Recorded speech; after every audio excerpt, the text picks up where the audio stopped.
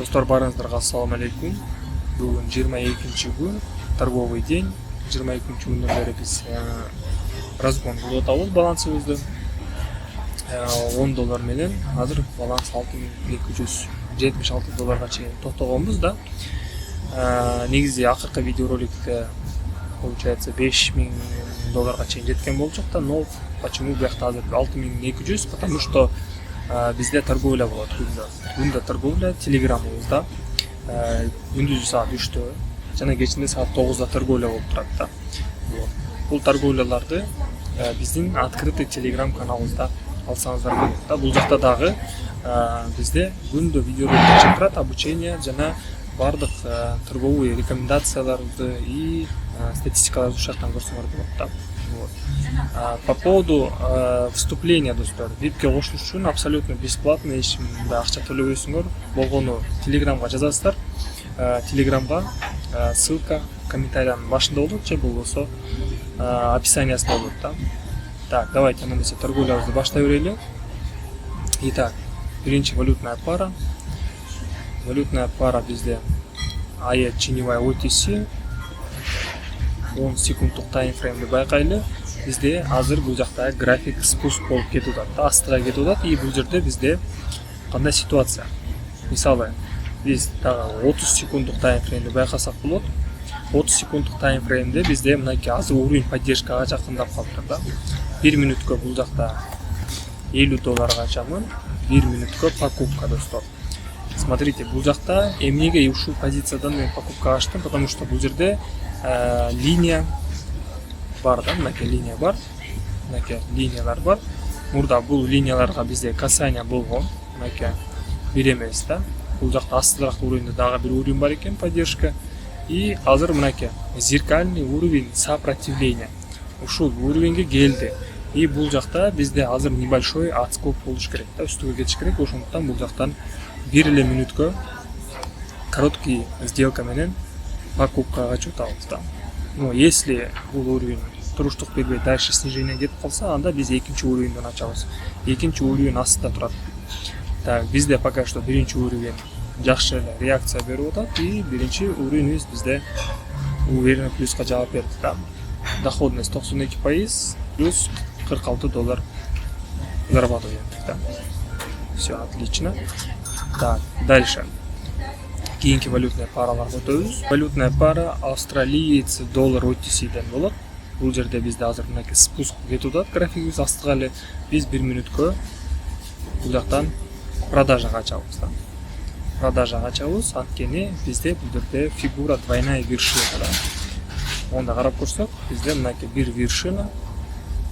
Далее бул жакта экинчи вершина. Мынакей бизде бул жакта биринчи вершина, экинчи вершина. И бул жерде бизде астта линия трендта бар да. Мынакей линия тренда. Мынакей биздин линия трендибизге еще жакындап келе элек да, түшүп атат. Эми түшүп аткан моментинде биз бул жакта сделкамды мен пониженияга ачтым да. Так, 10 секунд. 8. И бул сделкабызды дагы успешно плюска жаптык да. Азыр мен силерге түшүндүрүп кетейин, эмнеге бул жакта сниженияга болду. Мынакей. Мынакей бизде линия тренда. Бул жакта бизде биринчи касание. Ушул линиябызга келип разворот кылган. Экинчи касание разворот. Далее бул жакта бизде двойная вершина. И бул жакта бизде мынакей максимумдар все азайып баратат да, кичинерип. То есть астыга түшүп баратат и скорее всего бул жакта биздин астыңкы линия трендибизге түшө турган фигураны көрсөттү да. И ошондуктан бул жакта сделкамды плюска жаап кеттим. Так, кийинки валютная пара канадец японская иена OTC. Так, бул жакта бизде ретест болуп атат уровня. Бул уровень көрүп тургандай эле азыр пробитие болуп атат. 1 мүнөткө бул жерде покупкага чейин. Так, и анализ кылайлы да. Ситуация бул жакта. Мынакей уровень бар экен бул жакта. Могул уровень. Бул уровень бизде азыр пробитие болуп атат. Мурда бул жакта бизде сопротивление болуп ойногон. Далее бул жакта пробитие и ретест болуп атат. Ушул поддержкабызды, точнее мурда сопротивление болгон, азыр поддержка болуп атат да. И бул поддержка азыр кайра ретест болуп атат. И бул ретесттен биз покупкага ачабыз деп калды. Так. Bizde de 25 sekundday бар.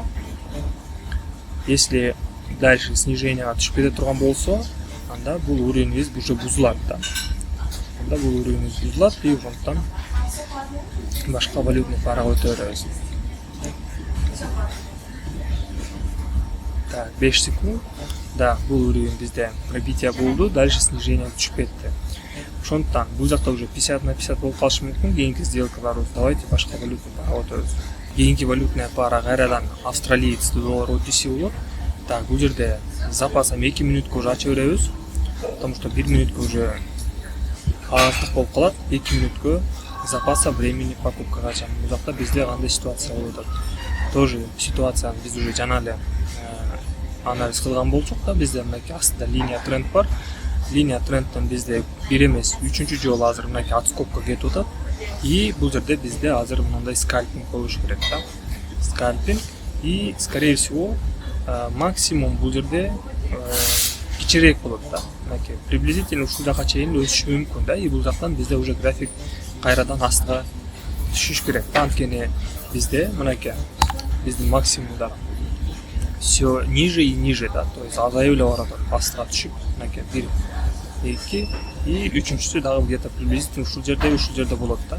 И бул жактан уже тоже кийинки сделкабызды мондай линияны коюп туруп ушул жактардан сделкабызды понижение ача берсек болот да.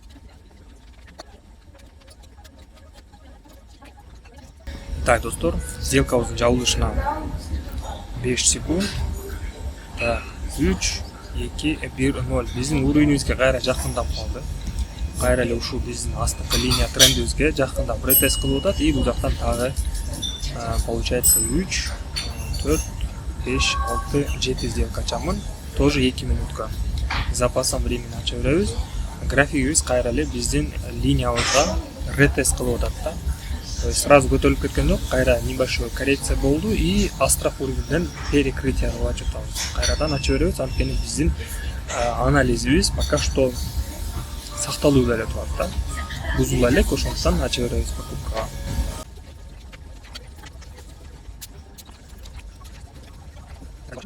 3 2 1 0 есть.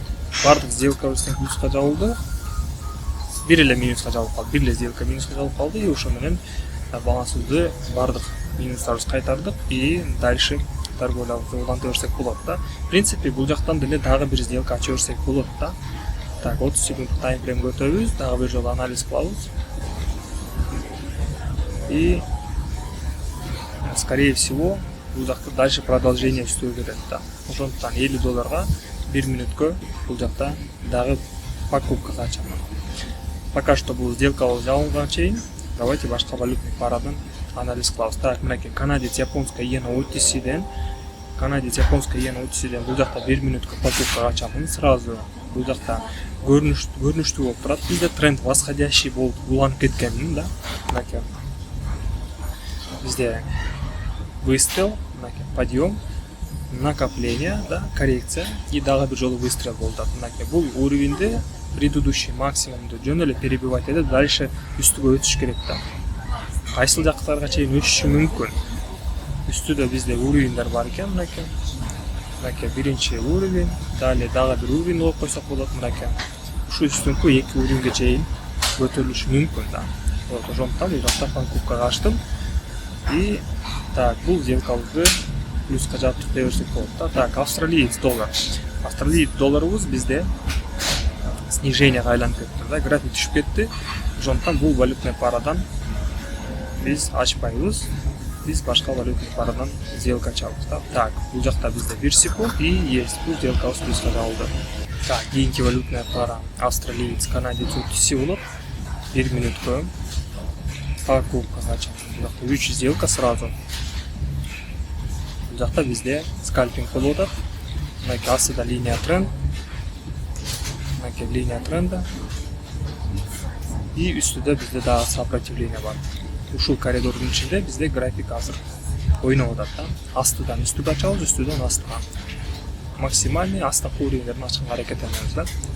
Так, бул жакта дальше продолжение болуп кетип атат. Эмне так 1 минуттук таймфреймде бир анализ кылайлы. Так, бизде мынакей скальпинг, по идее көтөрүлүш керек бул жакта. По-любому көтөрүлүш керек. Азыр 1 минутка дагы так 6-7 сделка чатат перекрытие. Анткени бул линия тренда биздин коридорубузда азыр бизде отскок болуш керек. Дагы бир жолу перекрытие ачабыз. Кээде мондай прям точность линиядан көтөрүлбөйт да. Если мондай 1 минуттукту карап көрсөк, бизде бул жерде ситуация эки анализ менен бизде туура чыгып атат. Бизде тренд восходящий болуп атат, график бир направленияда кетип баратат үстүгө. И также бизде мынакей коридор болуп атат. Коридордун ичинде бизде мынакей график астыдан үстүгө, үстүдөн астыга жылып жатат. Мынакей биз бул жакта именно ушу поддержкага жакындап калганда график күчү азаят да. Көрдүңүзбү? Бул жакта 1 эмес 2, 3 жолу касание кылыптыр да. И получается астыраак уровеньден дагы бир жолу перекрытие кылып ачабыз да. Так, мынакей сделкабыз плюска жабылды. Отлично. Итого баланс $6512 плюс-минус. Бүгүн субботний күн. Суббота бүгүн бизде вообще бир эле торговый сессия болот VIP каналыбызда. Ушундай достор, бүгүнкү видеобуз ушундай болуп чыкты. Каналга катталабыз, ссылкалар бардыгы комментарийдин башында болот. Ошол жактан өтүп мага жазсаңыздар болсо, сурооңуздар болсо. Кийинки видеодо көрүшөбүз. Баардыгыңарга ассаламу алейкум.